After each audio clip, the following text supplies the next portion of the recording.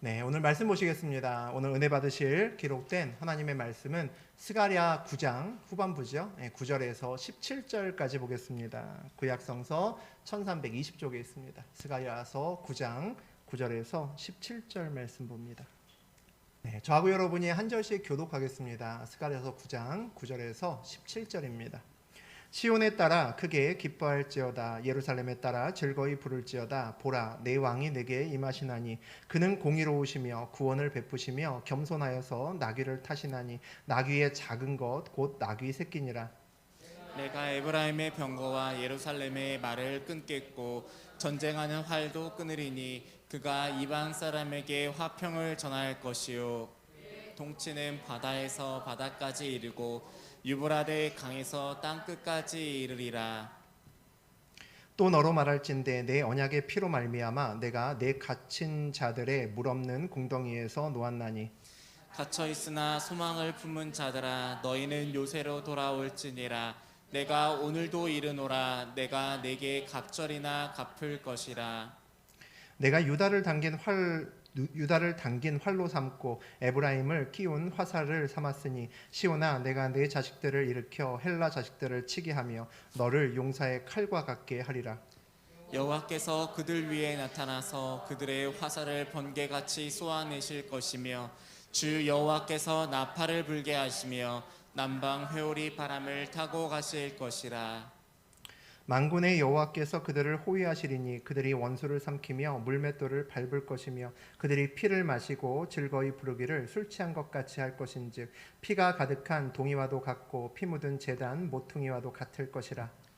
이날에 그들의 하나님 여호와께서 그들을 자기 백성의 양떼같이 구원하시리니 그들이 왕관의 보석같이 여호와의 땅에 빛나리로다.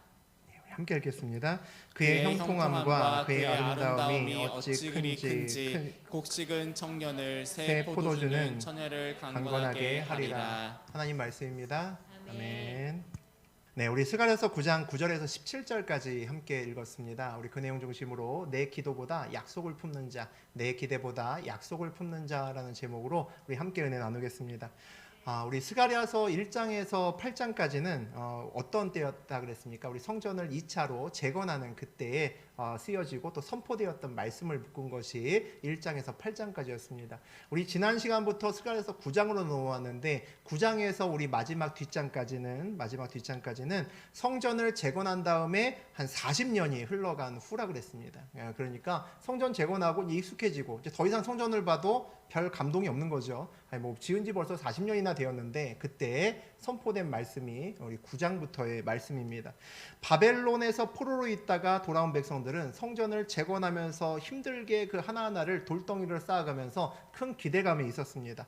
야, 이제 내가 주의 일을 했으니까 이제 주님의 차례네. 이제 하나님 차례다. 하나님이 나에게 복 주실 차례다. 이제 이러고 기다리고 있었다는 거죠. 그런데 현실은 백성들의 기대대로 그렇게 되지 않았다는 겁니다. 주변을 돌아보니 여전히 주변 사람들은 다 잘 나가는 거죠. 시돈이나 두로는 여전히 배 떵떵거리고 살고 그렇게 부자로 살고 블레셋도 보니까 우리나라보다 훨씬 더 잘 사는 겁니다. 그런데 우리는 이전보다는 좀 나아지긴 했지만 우리 기대보다는 영 못 미치는 거죠. 야, 이게 뭔가 싶은 겁니다. 아니, 이방인들은 저렇게 잘 사는데 그렇게 우리가 성전도 짓고 제사도 드리고 했는데 왜 우리는 안 되지? 그런 생각을 갖습니다. 그런 백성들에게 우리 지난 시간에 하나님께서 말씀하셨죠. 모든 이방인들은 심판을 받을 것이다. 이유는 교만하기 때문이다 라고 말씀하셨습니다. 그러니 지금 잘 사는 그들을 보면서 너희가 부러워할 필요가 없다라고 우리 지난 시간에 말씀하셨죠. 그러나 이방인들 중에서 또 남겨진 자가 있다라고 말씀하셨습니다. 그 남겨진 자들이 너희와 같이 내 백성이 될 것이다. 이스라엘 백성 입장에서는 알 듯 모를 듯한 그 이상한 말씀들이 계속 전해지고 있습니다. 심판의 목적이 진멸하는 것이 목적이 아니라는 거죠. 그 남겨진 자들이 있다는 겁니다. 사실 이 남겨진 자들이 누굽니까? 여기 앉아있는 저하고 여러분이 전부 다 남겨진 자들입니다.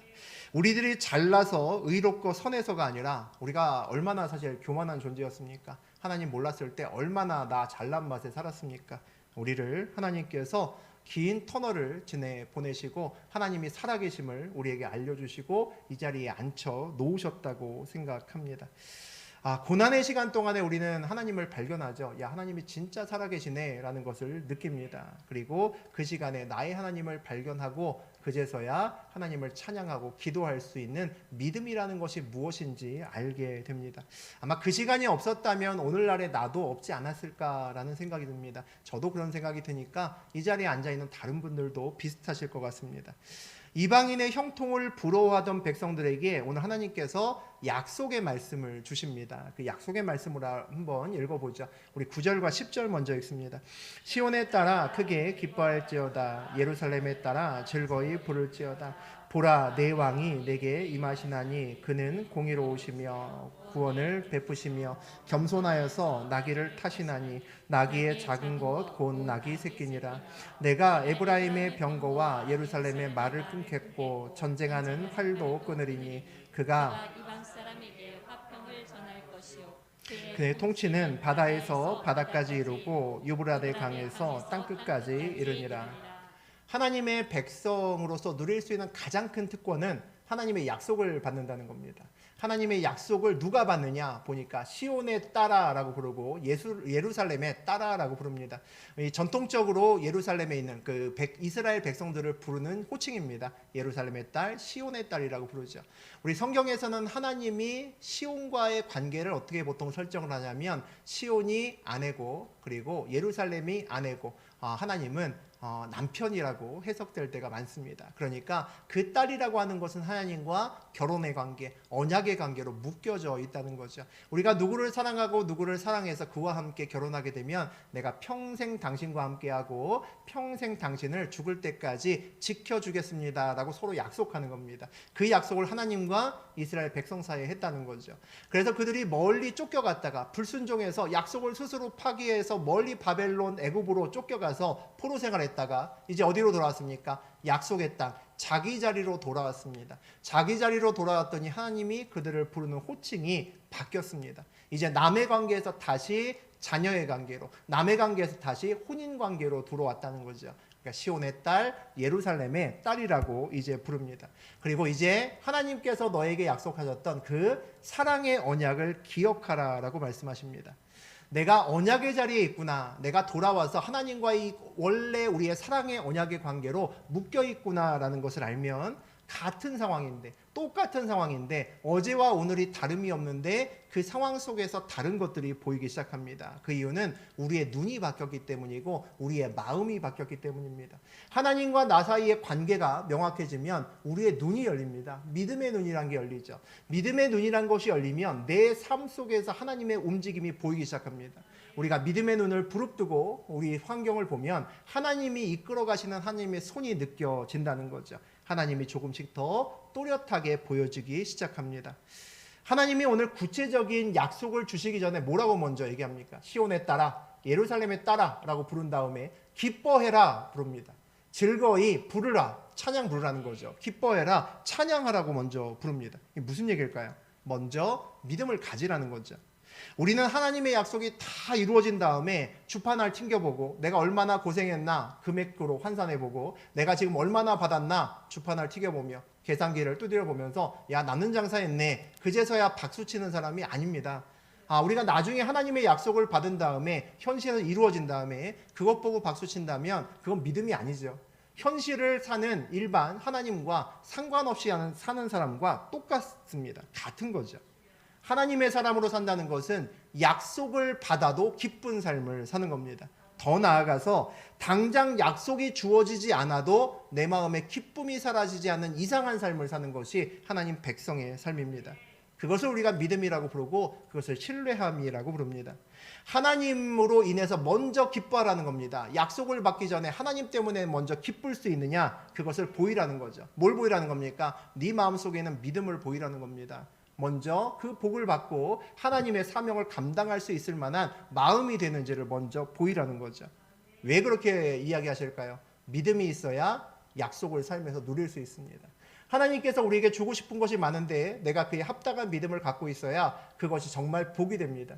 우리 주변에 얼마나 많은지 모릅니다. 내가 믿음이 그만큼 되지 못해서 내가 받은 복이 정말 복이 되지 않은 사람들이 얼마나 많은지 모릅니다. 하나님이 오늘 돌아온 이스라엘 백성들에게 먼저 많은 약속을 주시기 전에 먼저 얘기합니다. 네가 약속받기 전에 기뻐할 수 있냐? 네 마음속에 진짜 믿음이 있냐고 우리에게 물어보신다는 거죠. 이방인들을 부러워하는 마음이 있습니다. 지금 현재 이스라엘 백성들은 그 마음이 있어요. 그들에게 어떤 약속을 주십니까? 너의 왕이 내게 임할 것이다 라는 약속을 주십니다. 그 왕은 이방인들의 왕과는 다르다는 거죠. 그 왕을 오늘 말씀에서 어떻게 선포하냐면 그는 공의로우시며 구원을 베푸시며 겸손하여서라고 얘기를 합니다. 구원을 베푸신다라는 것을 이 원어적인 우리 히브리어 원어로 해석을 하게 되면 구원을 받은 또 그렇게 해석할 수가 있습니다. 그러니까 구원을 받았다는 것은 하나님이 함께 있는 왕이라는 거죠. 하나님과 함께 있고 하나님이 도우시는 왕이라는 겁니다. 그 왕이 어떤 왕이냐 봤더니 공의로운 왕이랍니다. 하나님께서 함께 하시고 하나님이 도우시는 왕이니까 공의의 하나님이 함께 하시니까 그 왕도 당연히 의롭고 공의롭겠죠. 거기까지는 뭐 별 문제가 없는 것 같은데 겸손한 왕이라고 얘기를 합니다. 이 겸손한 왕이란 건 뭘까? 갸우뚱하게 만듭니다. 겸손하다는 것은 낮은 자리에 앉아있는 왕이잖아요. 무슨 왕이 낮은 자리에 앉아있을까요? 언젠가 여러분 좀 연세가 있으신 분들은 기억하실지 모르겠는데 언제 대통령 선거를 했는데 대통령 선거 후보자 중 아마 아실 겁니다. 유명한 사람이 대통령 선거하면서 자기의 캐치프레이즈로 슬로건으로 이런 얘기를 한 적이 있습니다. 나는 보통 사람입니다. 이렇게 얘기한 적이 있습니다. 그게 슬로건이었습니다. 저는 그거 보면서 진짜 이해가 안 됐습니다. 아니 왜 보통 사람이 대통령을 하죠?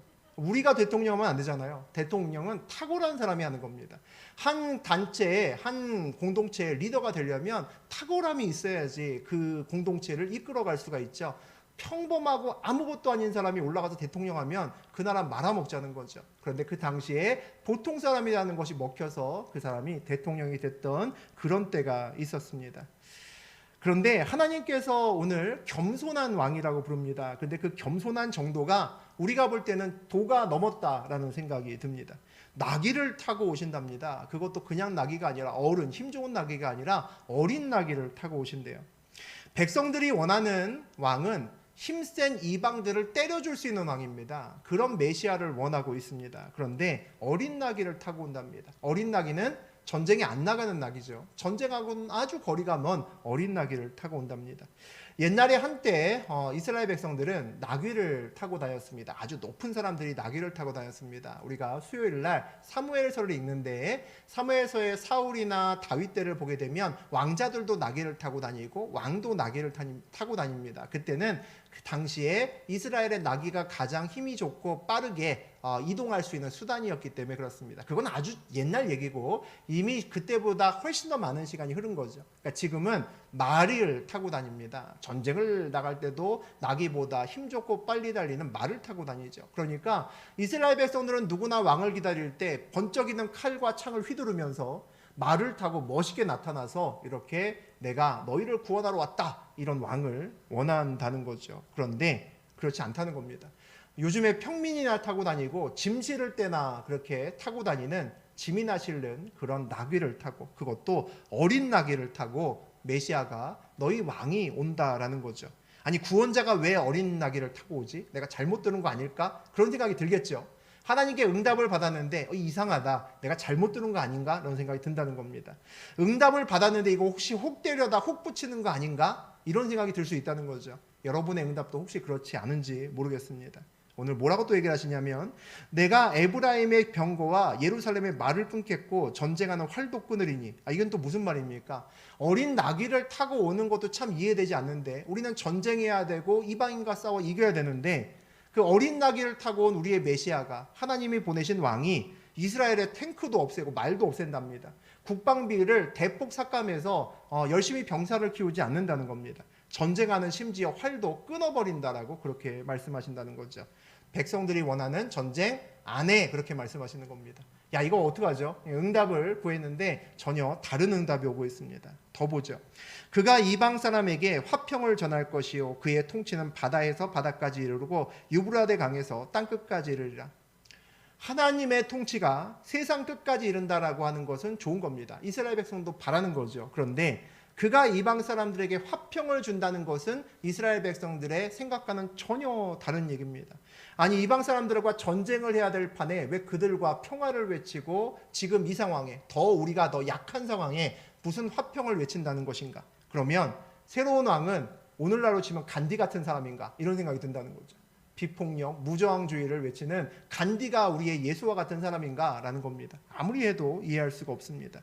칼을 휘두르며 말을 타고 와야 맞죠. 그런데 하나님은 오늘 이상한 말씀을 하십니다.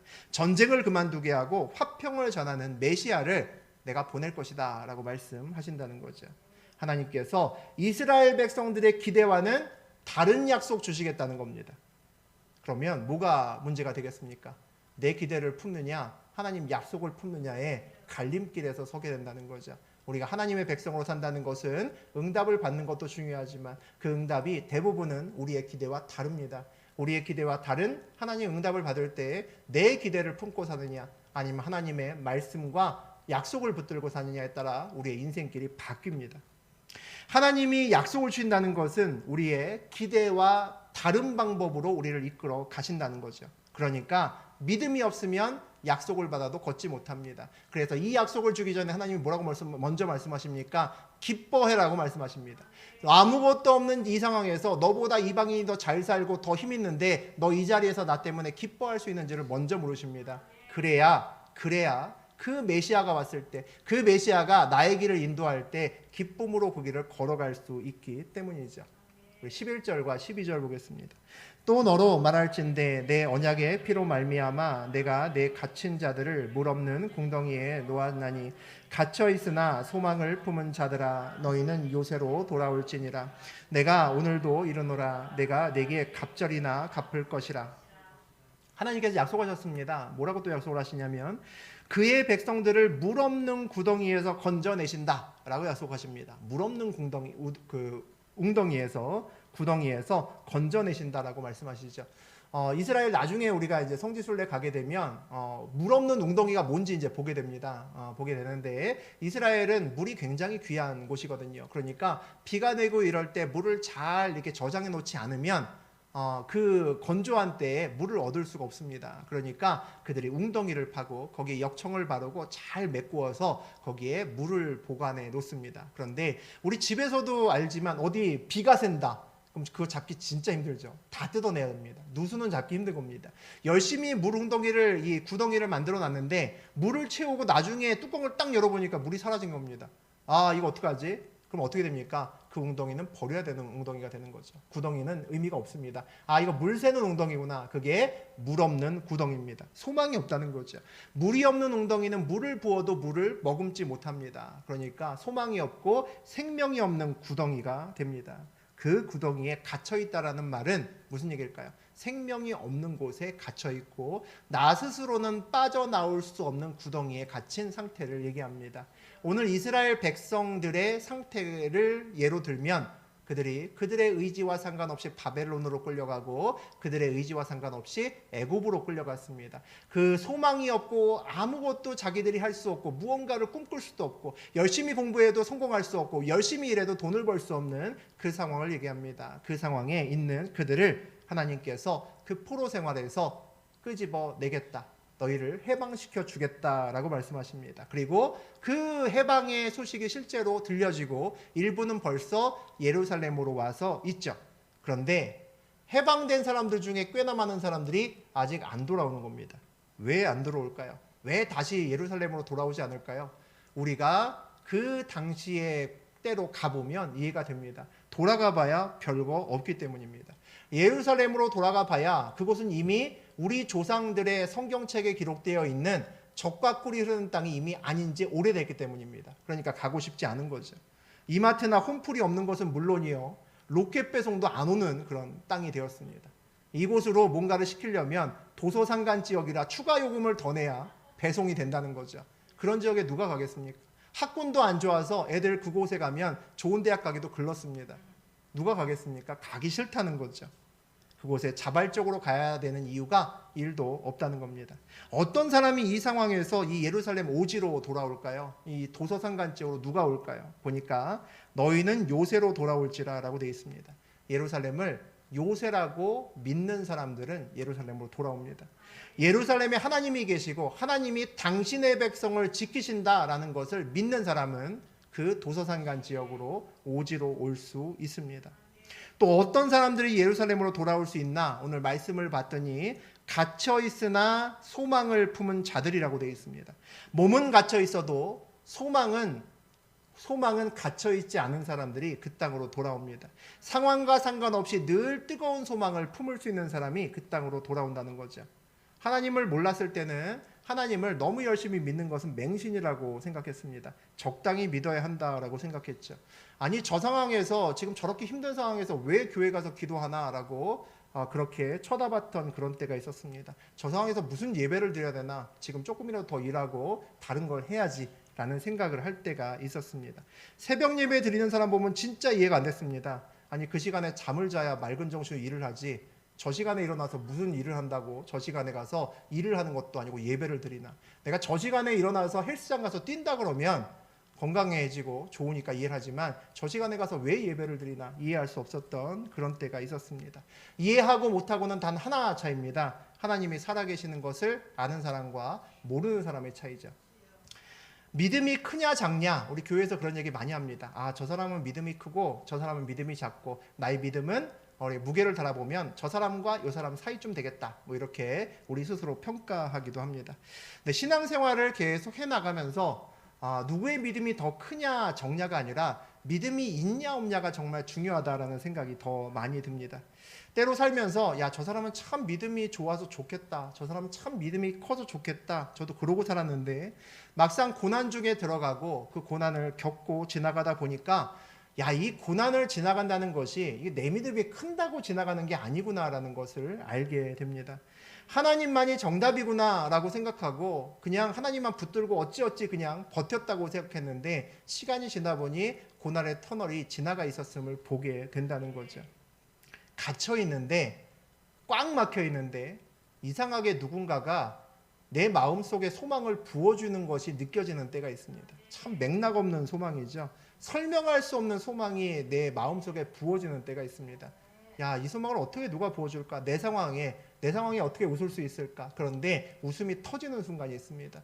아무도 설명할 수 없죠. 하나님이 살아계시고 내 안에 계시지 않으면 불가능한 그 소망이 우리에게 올 때가 있습니다. 그것이 갇혀 있으나 소망을 품은 자들이죠. 다시 어려운 때로 돌아가서 저도 마찬가지고 여러분도 비슷할 겁니다. 또 그 시간이 온다면 이길 자신 없다라고 하는 것이 솔직한 생각입니다. 그런데 어떻게든 그 시간에 하나님을 붙들면 산다라는 그거 하나는 합니다.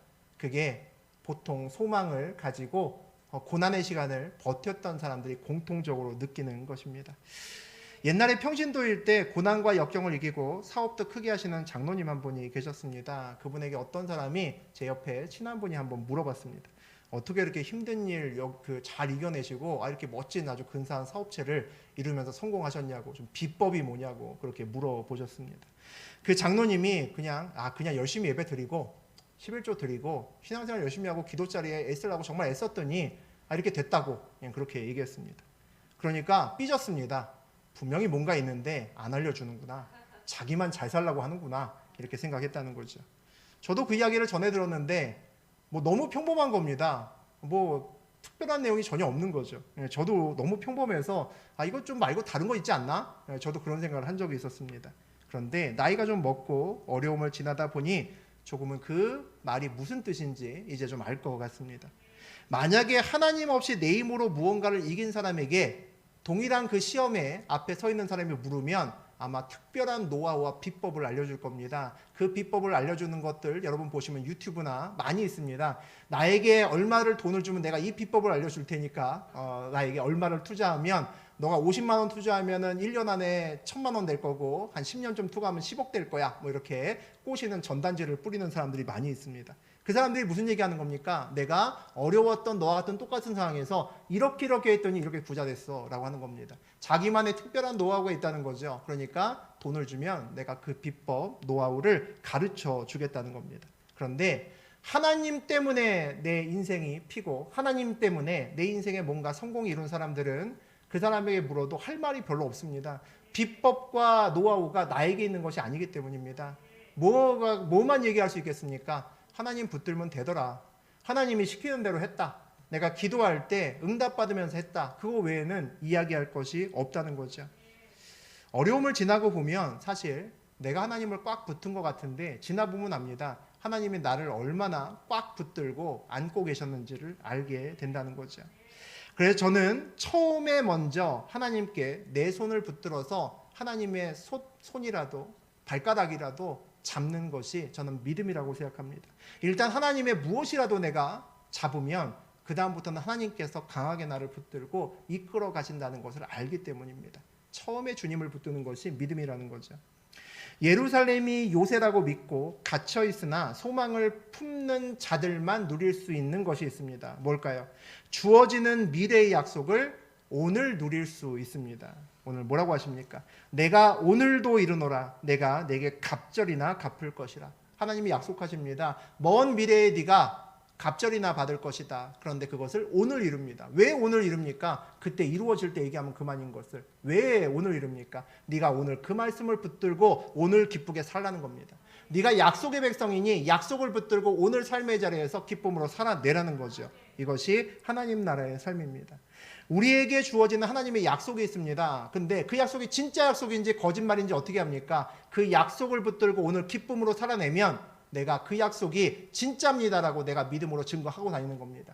내가 어려워도 하나님께서 나에게 이런 약속을 주었고 이 약속을 나는 믿습니다라는 증거를 뭘로 보입니까? 난 아무 돈도 없는데 아무 자리도 없는데 오로지 하나입니다. 내가 이 자리에 있지만 이 어려운 환경에 있지만 나는 기쁩니다. 왜? 약속을 받았기 때문이죠. 여러분께 하나님이 원하시는 것은 그겁니다. 약속을 오늘 살아내는 증거를 보이라는 겁니다. 기쁨이라는 거죠. 네, 우리 13절에서 15절까지 함께 읽습니다.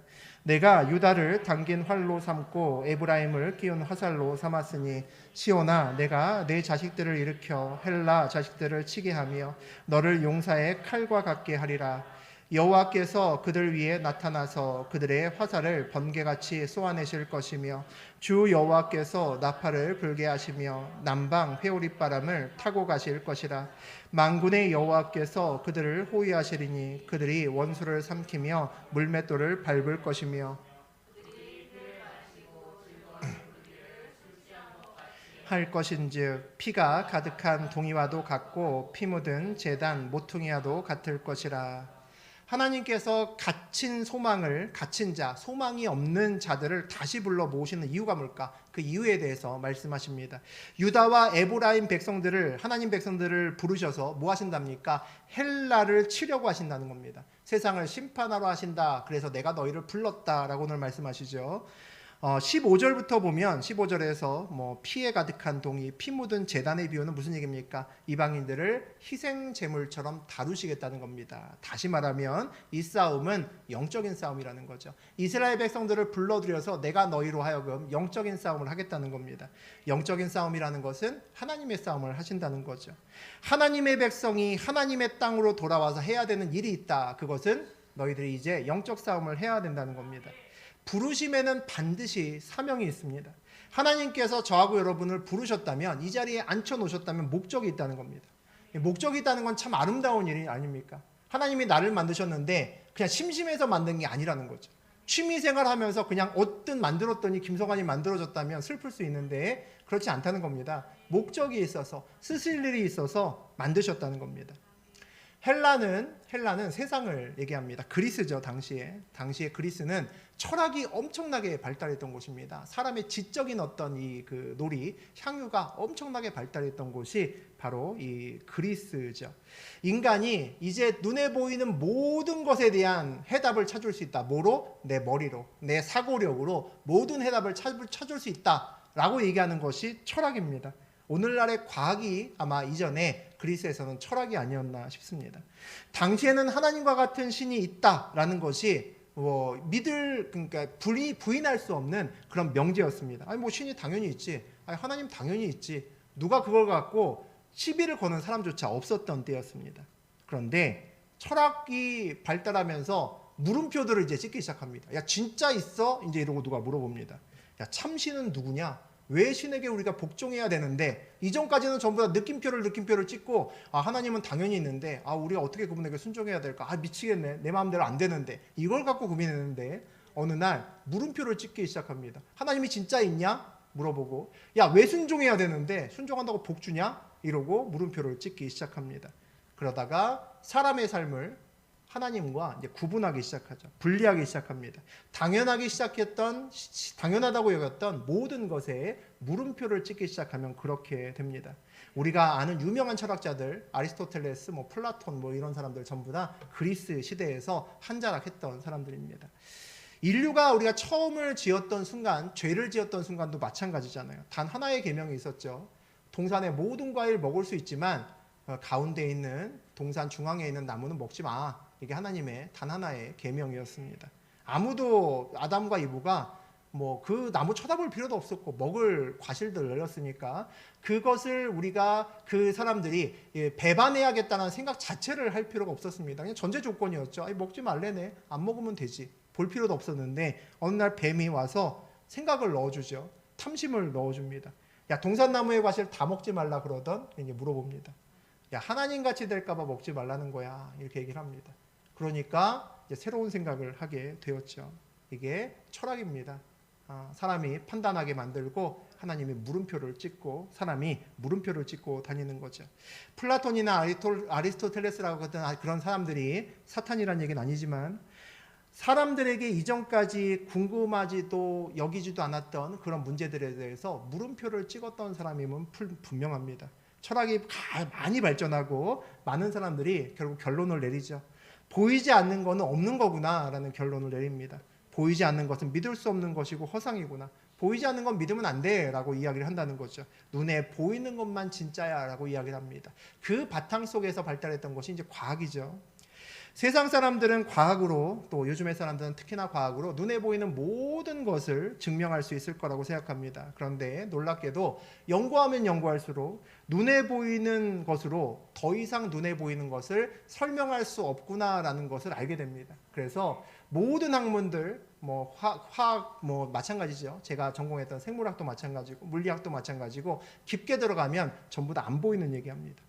정말 재밌는 일 중에 하나가 뭐냐면 전 세계 최고의 물리학자, 여러분 다 아실 겁니다. 스티븐 호킹이라는 사람이 있습니다. 그죠? 물리학을 잘 모르는 사람도 그 사람의 대표적인 이론이 뭔지 압니다. 이 우주를 어떻게 만들었다고 합니까? 그 이론이 뭡니까? 빅뱅 이론입니다. 맞죠? 영어로 얘기하니까 빅뱅, 그러니까 멋있죠? 우리나라 말로 번역을 하면 큰 폭발 이론입니다. 큰 폭발 이론. 무슨 얘기입니까? 에너지가 모여있는 한 점이 있었는데 이 점이 어느 날 뻥 터졌답니다. 뻥튀기처럼 뻥 터지면서 지구도 생기고 태양도 생기고 여러 가지 해성도 생기고 지구도 생겼다는 거죠. 이 놀라운 얘기를 우리 교회 다니는 진아가 한 것이 아니라는 거죠.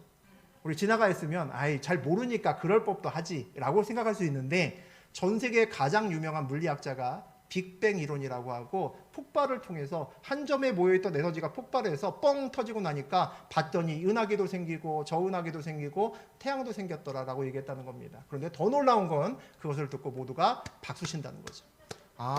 빅뱅 이러고 박수 친다는 겁니다. 이 만화 같은 말에 박수를 친다는 거죠. 이성적으로 생각을 해도 이렇게 지구가 만들어지고 이렇게 우주가 만들어졌다라고 뻥튀기처럼 터져서 만들어졌다는 것보다 이 우주를 디자인한 분이 따로 있고 그분이 만들었다고 하는 것이 훨씬 더 이성적이고 합리적이라는 거죠. 타당성이 있다는 겁니다. 그런데 우리가 정말 보이는 것에 많이 속고 산다라는 생각이 듭니다. 보이는 것으로 보이는 것을 다 설명할 수 없기 때문에 어떻게 합니까? 과학자들도 보이지 않는 것을 통해서 보이는 것을 설명하려고 합니다. 그런데 그 보이지 않는 것을 설명하는 것 자체가 되게 웃긴 얘기를 한다는 거죠. 다 마찬가지입니다. 진화론도 마찬가지고. 그런데 그것을 맞는 것으로 여깁니다. 참 어리석죠. 조금 보이는 것으로 보이지 않는 것을 다 가리려고 합니다. 그것이 과학의 시작입니다. 16절과 17절 읽어보겠습니다. 이날에 그들의 하나님 여호와께서 그들을 자기 백성의 양떼같이 구원하시리니 그들이 왕관의 보석같이 여호와의 땅에 빛나리로다. 그의 형통함과 그의 아름다움이 어찌 그리 큰지 곡식은 청년을 새 포도주는 처녀를 강건하게 하리라.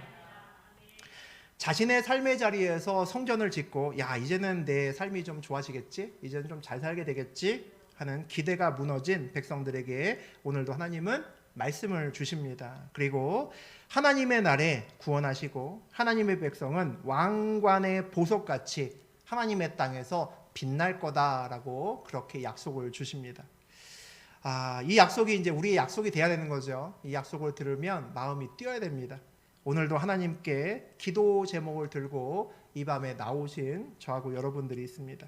기도 제목이 있다는 건 뭔가 부족하다는 거죠. 부족하기 때문에 우리가 기도 제목을 들고 나옵니다.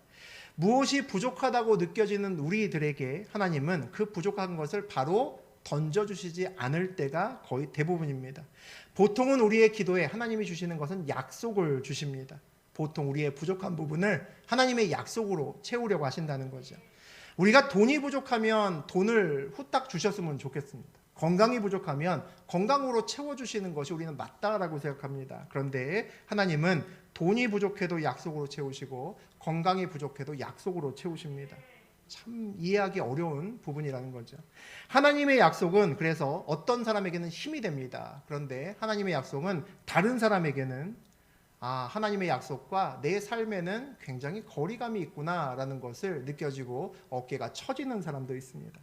하나님의 약속이 말씀이 새 힘이 되는 사람들은 어떤 사람일까요? 우리 오늘 앞에서 나누었던 사람입니다. 갇혀 있으나 소망을 품는 사람들이죠.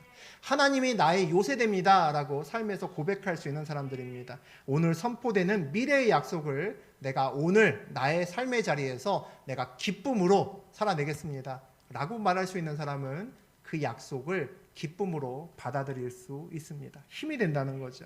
만약 하나님의 약속을 받았는데 마음에 거리감이 느껴진다면 어떤 문제가 있을까요? 하나님으로 내 부족함이 채워지지 않는다는 겁니다. 내가 하나님 사랑합니다. 하나님 살아계십니다 라고 얘기를 하지만 하나님 한 분으로는 내 마음이 채워지지 않는다는 겁니다. 부족한 것을 약속으로 채우지 말고 그냥 내가 눈에 보이는 다른 것으로 채워졌으면 좋겠다. 그렇게 생각한다는 거죠. 그래서 약속을 누리기 위해서, 약속의 하나님을 누리기 위해서 우리에게 정말 필요한 것은 먼저 기쁨과 즐거움을 회복해야 됩니다. 내가 하나님만으로 기쁩니다라는 것을 회복할 수 있어야, 신뢰를 회복할 수 있어야 우리의 삶의 자리에서 하나님의 약속을 온전히 붙들 수 있습니다. 우리는 살면서 우리의 목적과 우리의 하고 싶은 것과 하나님의 사명 사이에서 늘 갈등합니다. 우리는 내 한 몸, 가정이 잘 먹고 잘 사는 것이 꿈인 사람이 굉장히 많습니다. 결국 궁극적으로 내가 원하는 것이 그거인 사람이 굉장히 많습니다. 그런데 하나님은 나를 쓰셔서 열방을 구원하려 하신다면 우리의 삶과 하나님의 목적 사이에서 이제 문제가 생기기 시작합니다. 우리는 이스라엘 백성들처럼 하나님께 오셔서 어느 날 이렇게 힘든 나에게 오셔서 강한 활을 주고 화살을 주셔서 야 땡겨봐, 네가 땡기면 네 화살 한 발에 이방인들 1000명씩 나가 떨어질 거야. 그런 활과 화살을 주시기를 원합니다. 그런데 하나님은 오늘 이스라엘 백성들에게 뭐라고 말씀하셨냐면 내가 너를 활로 삼고 너를 화살로 삼아서 내가 영적 싸움을 할 것이다 라고 말씀하십니다. 그래서 이스라엘 백성들의 삶이 힘든 겁니다. 그래서 이 자리에 있는 여러분의 삶이 힘든 겁니다. 하나님께서 여러분을 이 자리에 부른 이유가 있습니다. 세상에 정말 보이는 작은 것으로 보이지 않는 정말 큰 것들을 다 가리려고 하는 세상과 여러분이 싸우셔야 됩니다. 세상에 정말 부질없는 것으로 하나님의 사명을 가리려고 하는 것이 얼마나 많은지 모릅니다. 이 밤에 이곳에 있는 분들은 나의 기대가 아니라 내가 하나님의 약속을 품겠습니다 라고 기도하는 저하고 여러분 되셨으면 좋겠습니다. 여러분을 이 땅에 부르신 것은 이유가 있고 사명자로 부르시기 위함입니다. 하나님은 여러분을 활과 화살로 쓰기를 원하시는데 여러분은 여러분의 목적을 위해서 하나님께 활과 화살을 달라고 기도합니다. 그러니까 하나님이 주시는 것과 여러분이 원하는 것이 차이가 있다는 거죠. 여러분의 삶을 바꾸셔야 됩니다. 여러분의 삶을 그냥 이 땅에서 잘 먹고 잘 살라고 부르지 않으셨습니다. 그거 부르실 거면 이렇게 힘들게 이렇게 우리가 살아갈 이유도 없고 이 고난 중에 하나님을 만날 이유도 없습니다. 그냥 돈 벌고 잘 살면 그만인데 못하러 이렇게 삽니까? 주님께서 여러분을 이 자리에 불러 모으시면 사명자이기 때문이고 내가 바라는 그 기대보다 하나님의 약속을 온전히 품고 이 세상에서 삶의 자리에서 기쁨으로 살아낼 수 있는 저하고 여러분이 되게 만들기 위해서 여러분 부르신 겁니다. 그의 약속을 붙들고 살아가는 사명자로 걷는 저하고 여러분 되시기를 주의 이름으로 축복합니다. 아멘.